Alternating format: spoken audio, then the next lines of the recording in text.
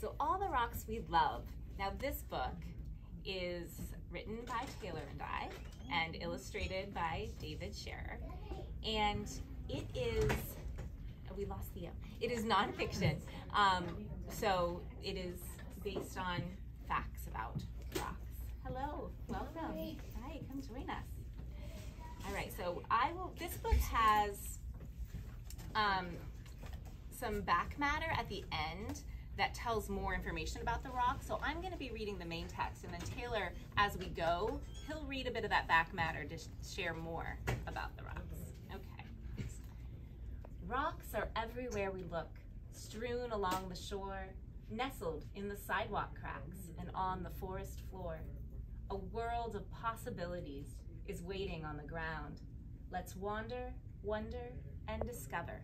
Rocks are all around. Stones that were found are chert. You want to share a little bit about chert? Sure. Chert forms deep in the ocean. It sometimes has an interesting pattern or color and is worn as jewelry. Chert is often found as pebbles in rivers or on beaches. Rocks, depending on how they formed. Does anyone know what those are? The 3 types of rock? Yes, I only know igneous. Igneous is one. Yes. Metamorphic. Metamorphic. Excellent. What about the Sedimentary?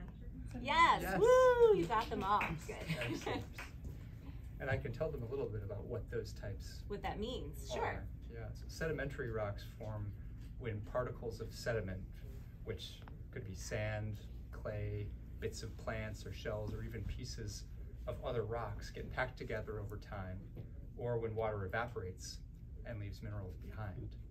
And igneous rocks form when magma, which is hot liquid rock, cools and hardens. And metamorphic rocks form when existing rocks are subjected to heat or pressure and get transformed into something else. So chert was? Chert was a sedimentary rock. Shale was a sedimentary rock. Okay. So now we move on to this one. Rocks are fun to plop in water. Will they sink or float? The one with tiny holes is bobbing like a little boat. This is pumice. And pumice forms when foamy lava cools quickly. It has pockets of air, little bubbles, that make it float in water. And it's kind of a scratchy rock, so sometimes people like to use it to scratch their skin too. Rocks are stellar when they sparkle. First, I form a line. Next, I beg the clouds to part. Now it's time to shine. This is also in our rock hunt. It's nice sparkly mica schist. That's a metamorphic rock. And mica schist looks like it's sprinkled with large flecks of glitter because its minerals have flat surfaces that reflect light. So it looks like it's made of tiny mirrors. And it's an igneous rock. It's one of the most common rocks in Earth's crust. It's formed by the slow cooling of magma underground. From tiny pebbles by the stream to mountains high above, Earth is home to countless treasures. All the rocks we love.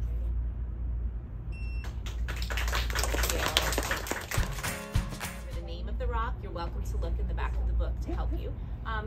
Or if you don't want to do that, you can also just circle it or mark that you found it. And then when you're done, I will offer you a sticker or a bookmark or maybe another little special prize. Okay, but questions? I can start? Okay. So something that I think really draws people to rocks is both the time scale, like thinking about how long the rock has been here and how it takes. Well, I was saying at one point they take so long to form, and Taylor said some do. I said, oh, okay. And so the variety in rocks, and that they're just all over the world. And so I think we are fascinated by the history that we hold in our hands, by the fact that they're accessible to everyone. And that was something that when we were writing this book that we wanted to showcase. Part of why we didn't have like a main character in the book, just kids everywhere, all over the world, all being able to play with something that is free, gets you outside and engaging with nature, and hopefully also really honoring and caring about that nature. I think those were great answers. Rocks are one of the backdrops for a lot of parts of our lives. I also think the variety of rocks is really fascinating, and that's something that we tried to highlight in the book, that they're not all the same. So that's really fun too. If I can get Taylor to have time to schedule, no, we always are talking about different ideas, and we say, well, we should write something about that. There's nothing currently in the pipeline, but our collaboration was actually, I think, a lot like any collaboration would be, even if we weren't married, living in the same house, because most of our back and forth was in writing, right? We would do it with comments in a Word document. And when we initially were brainstorming the rocks to include and why we would include them and the different types of rock, that we did sitting at the dining room table, I think, and we hashed that out. And a few of the edits we did sitting down together, but most of it was just, we were, back and forth working on the document. And I thought it was pretty seamless. Mm-hmm. Lisa has a lot of great nonfiction books about the natural world that we have talked about as she's been writing them too. Yeah, he's been my unofficial helper on rocks and space and oceans and patterns as well. So it wasn't new that we were working together. He just was involved from the start.